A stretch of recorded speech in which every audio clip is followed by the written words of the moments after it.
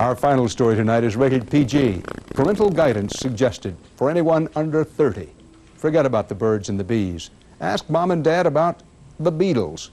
They invaded this country 30 years ago this month and captured a generation of Americans.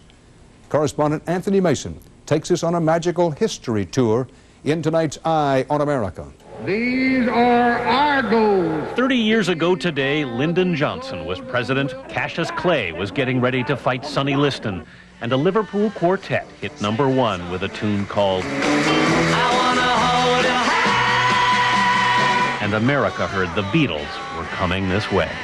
They're now at latitude 24, longitude 62. They're getting, they're over Greenland, and people would go crazy. Thousands of teenagers were waiting when they arrived at the newly named Kennedy Airport. And the kids were all pushing forward and all screaming, and I said I wasn't going to scream. We all screamed anyway. Who came up with the name Beatles, and what does it really mean? That's just a name, like shoe. Shoe. The shoes. You see, we could have been called the Shoes for all you know. I mean, everything about them was different. Their music was different. Their looks were different. And somehow my newspaper had moved heaven and earth to get a Beatle. Tom Wolfe, then a young reporter, found himself assigned to George Harrison's limousine and reported on the 80-mile-an-hour ride from the airport, chased by a teenage girl in a taxi. Finally, she rolled down the window of the taxi, and George Harrison rolled down the window of the limousine. And she yelled out, "How does one get to meet a Beatle?" To which George Harrison says, "One says hello." Boys started combing their hair like the Beatles. Miami columnist Dave Barry was one of them. We were all deeply envious of the fact that the Beatles had women hurling themselves out of buildings to try to land on them. Within weeks, the Beatles had the top 5 songs in the country. And we had special jingles like this one here. The Beatles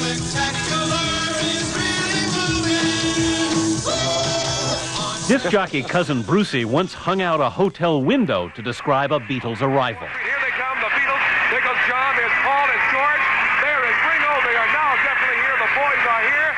As a group, they were something very special. Christina Krupka was 17 and sneaked into the Beatles Plaza Hotel press conference. Her father was the hotel photographer.